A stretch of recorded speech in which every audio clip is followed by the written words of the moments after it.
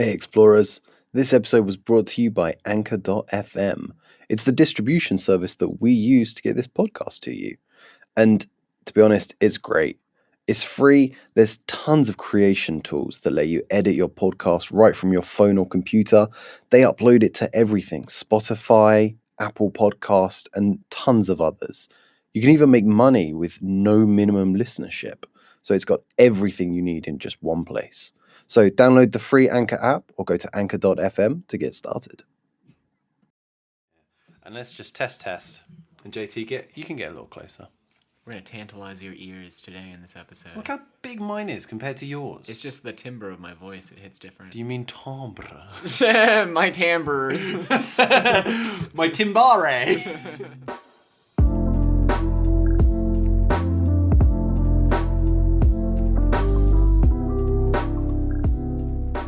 Coming at you live in Dolby Digital surround sound. Yeah, we're on this side of it. And now this is actually recording in mono. Oh yeah. I can pan it though in post. I'll pan it in post. Okay. So that will sound cool. Be prepared for this to sound cool. So, what's happening today? We are looking at the Cleric. Yes, continuing our classes and what they're about. JT, I want to heal, but I also want to hit things. Ah, so you want a cleric. That's the segue. Flawless. Yeah, actually, like, hot take on clerics in D&D, I like that they're not just healers. Yeah, they're I think that's good. Pretty beefy. I think this is really a product of D&D's age. I think the cleric and how it is placed in like a party composition kind of shows the new ground that they were treading. Yeah, where you don't have a dedicated... Because you don't know what is a healer, what is a DPS, what is a tank. This is before those terms, so their healing class is also a tanky class, and yeah, they can all hold their own to some extent. And it's an interesting combination. They managed to do quite well with it. Yeah, so you can look at the picture. This big beefy dwarf, big beefy hammer. Oh, he is. Yeah, kind of. He's hunky, isn't he? Yeah. All right. So clerics, a little bit on the fluff. Clerics are divine warriors, healers. They're both, like I said. Yeah. So they get their magic from their eternal love for the beyond powers that we can't understand above. Jesus. So many words. Yeah, that's a cleric. Should we dive right in? Yeah, sure. So their arcane focus, because that's a fun thing to talk about always, is going to be a religious symbol of some sort. That's cool. So there's a lot of flavor potential there. Yeah. What your arcane focus is. Yeah, and you can kind of like draw your religious symbol onto a thing or have like a little amulet or something like that. Now, something that kind of undermines maybe, it like brings them back from being a full tank class is their hit dice. It's a D8 instead of a D10 or D12. Yeah, so it's on like the more average side, I think. Yeah. You know? It's on the kind of lower average, I guess. Lower average. But they make up for it with some medium armor proficiencies. They don't have heavy armor, despite all the art showing them in full plate. Well, actually, if you spec into the life domain, I know that gives you heavy armor. So that's like a very common like thing that we will not talk about this episode. But that might be why you see like heavy armor.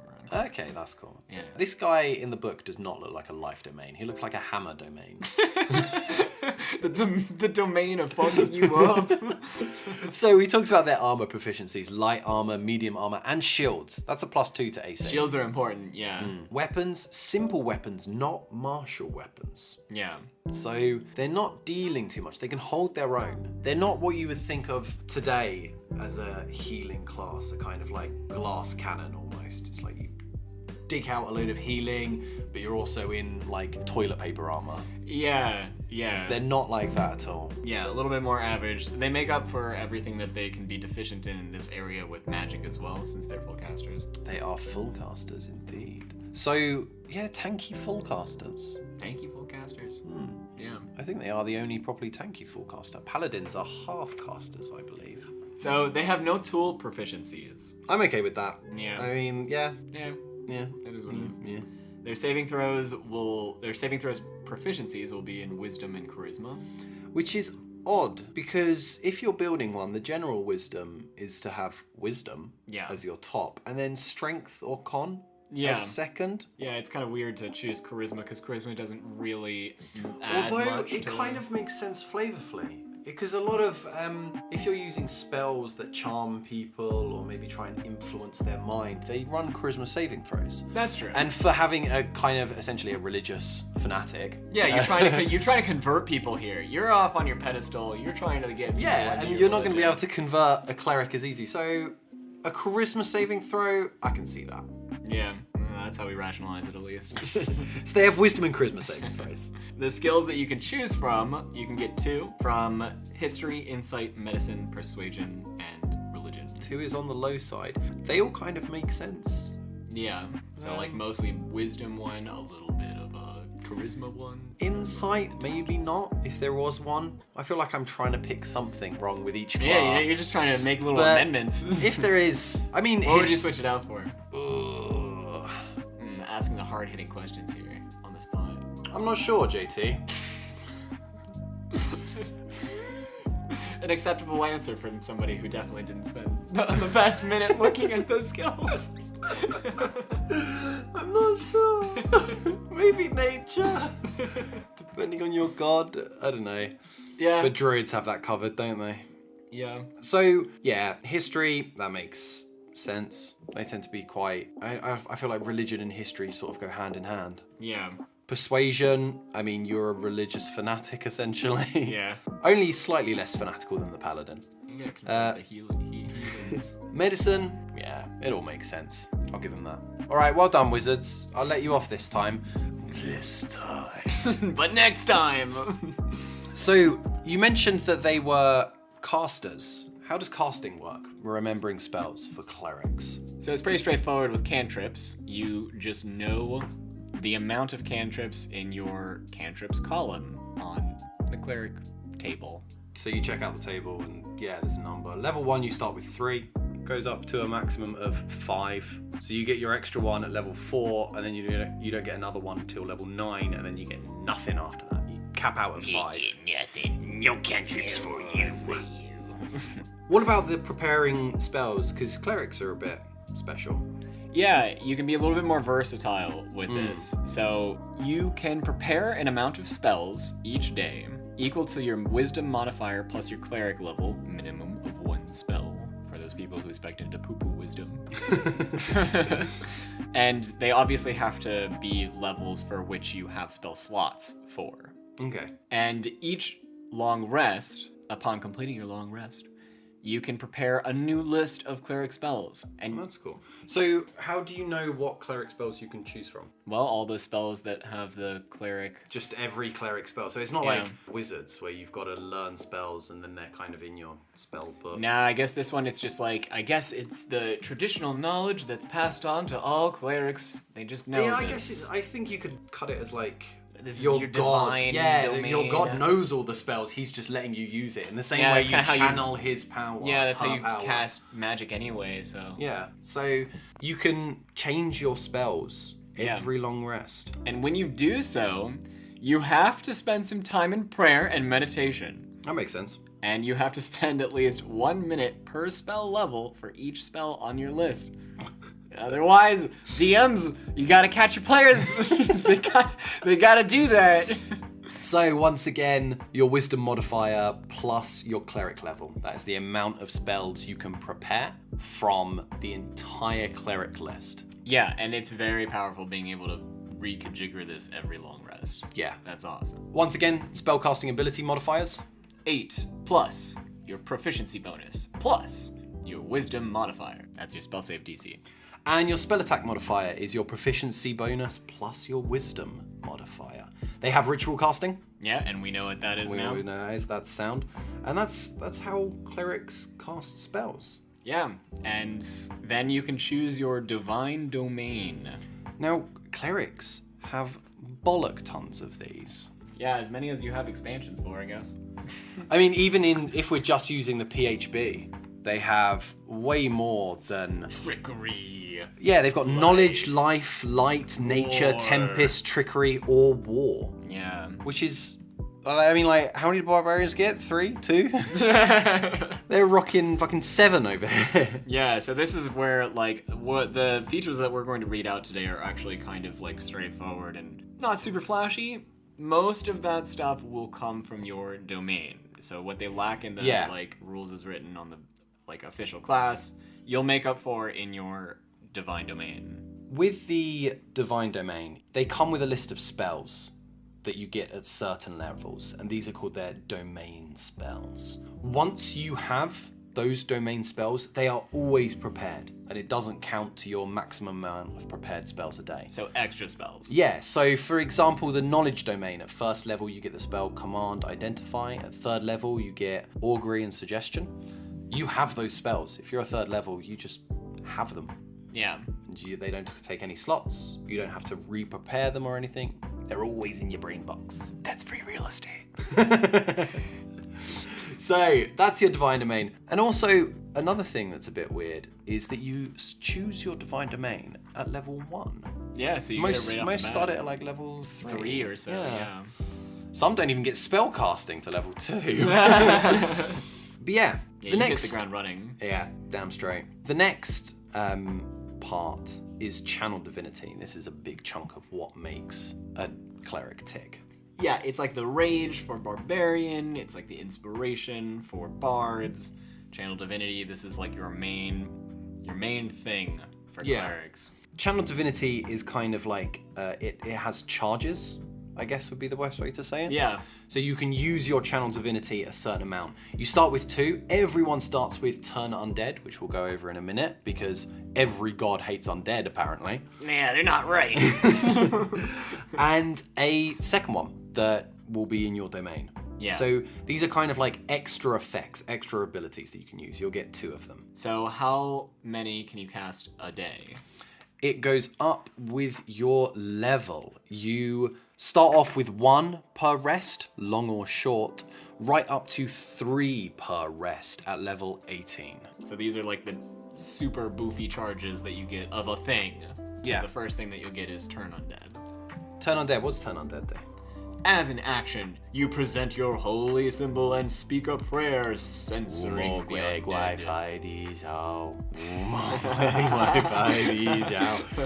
Oh no, stop it! Yeah, so every undead that you can see or hear within 30 feet of you has to make a wisdom saving throw to your spell save DC that we talked about. And if the creature fails the saving throw, it is turned for 1 minute. It's gotta run. It's just gotta run. Kind of like fear. Yeah, it's essentially a fear effect. Yeah. It's got to spend its turn trying to move as far away from you as it can, and it can't willingly move into a space within 30 feet of you. Yeah. It also can't take reactions. So you're kind of pinning it down for not only your turn, but even their turn, if they would have any. If you'll find some high-level stuff that have some reactions. Yeah, so then they don't get any of that. Yeah, they are just completely bollocked. Yeah, if you fight those, like, undead dragons or whatever, might come in use. Yeah. They can only use the dash action for trying to escape. And that's it. And if they can't move anywhere, they can use dodge. But yeah, their turn's completely boofed. Then you get your ability score improvements at level 4, and 8th, and 12th, and 16th, and 19th. Same as everyone. Yep. Increase 1 ability by 2, or 2 by 1. But at 5th level, you get Destroy Undead. Yeah, fuck the undead. Yeah, this is probably what you wanted instead of Turn Undead. So at 5th level, when an undead fails its saving throw against your Turn Undead, it's just instantly destroyed, evaporated, if its challenge rating is at or below a certain threshold. So it starts at half, and then it rocks up to challenge rating 4 or lower. Yeah. Level 13? 17. Yeah, I don't believe we've talked about challenge rating, but that's something that a DM will know. Yeah, it's basically how difficult a creature is. Yeah, that's something that's measured. It's not. Yeah, it's not equivalent to levels. Turn economy is a big thing. Yeah, it's more about like how a DM might configure an encounter. Yeah, it's something that I use. Like, I know what challenge rating you guys can handle, in a vacuum, so then you can kind of, it's like the relationship to each other. A challenge rating half is kind of the same as another challenge rating half. If you know your party can take challenge rating like 20 at level 5 or 1 at level 5, it doesn't matter, as long as the numbers and the ratios between them kind of add up. But it's level not perfect. one half is one of the lowest ones. Yeah. Don't expect to be destroying really powerful things at level 5. After that, you get your Divine Intervention at level 10. Divine Intervention. And this is the last ability you'll really get. The rest is in your domains or making other abilities better. So what is a Divine Intervention? A Divine Intervention, you basically call on your god when you really need them. You describe the assistance you seek and roll a percentile dice. If you roll a number equal or lower than your cleric level, your deity intervenes. At most, you have a 1 in 5 chance that they're going to actually intervene. So what is the limitation? First of all, what's a percentage dice, actually? A percentage dice is essentially 2d10s. Normally one of them will have single digits and one of them will have single digits with a 0, so 10, 20. And then you just add those together. So if you roll an 8-0, an 80 on one, and a 7 on another, you've rolled an 87. So then what kind of help can your deity provide you? It is all down to the DM. Good luck, DMs. Yeah, a rule of thumb is basically any cleric domain spell that would be appropriate at any level. Like just anything cleric-y. Yeah. Well done. You did it. Yeah, so they might have some high level spell come in. Yeah, you can have a level 9 spell, do something wild with your Divine Intervention. Yeah. But you can't use it again for 7 days. Yeah, that's probably one of the longest recharge rate things that we've talked about so far. Yeah, most are long rest, but this is 7 days. And that's pretty wild if you're running with, this gets it at level 10. You're starting with a 10% chance. So on average, you're going to be hitting this every 70 days. That's not the correct math, is it? 60 days? Something like that. Either way, it's Dick's Long's time. Months is how often. And that's only if you use it exactly after every cooldown. Yes. Now, at level 20, I think this is one of the few times that we don't get a disappointing level 20. Yeah, maybe the only level 20 that, RaW feature that's okay. Yeah, it's not bad. Could be better. I'd like it to be its own thing. If I was to have it a whole new ability. But essentially, your Divine Intervention automatically succeeds. So I lied earlier, you cap out at 100%. You go from 19 to 100%. No roll required. At that point, if we're running by what the book kind of suggests, saying you could use a cleric spell, you're already casting level 9 spells. You can already cast everything. Yeah, so it's kind of a hard sell then. So you're getting a free spell slot, level 9 spell slot. I guess. This is where your DM is really going to have the final say. If they can go outside, make something flavorful, maybe not even a spell effect, but just something flavorful happens in the story, you can weave it in there, then this could be a really, really cool ability. Yeah, there's a lot of room for interpretation and effects. Yeah. This will entirely depend on your campaign, and it's one of those very ambiguous types of abilities that you can have. Yeah, definitely. So that's the cleric. That's it. After that, we crack into divine domains. In a nutshell. What do you think of the cleric? Pretty straightforward, I think. This is more if you know what you want, I guess. It really comes down to the domains. The base is very kind of simple. The turn undead is a bit weird, because if you have a campaign that doesn't have any undead creatures, then you have a feature that has almost no use. You have 2 features. Yeah. And you get, they go up in levels. The destroy undead is what you gain at level 5, 8, 11, 14, 17. It's one of your big gains, is you can destroy undead creatures better. Yeah, so maybe more for a DM if you do have a cleric in your campaign. Definitely.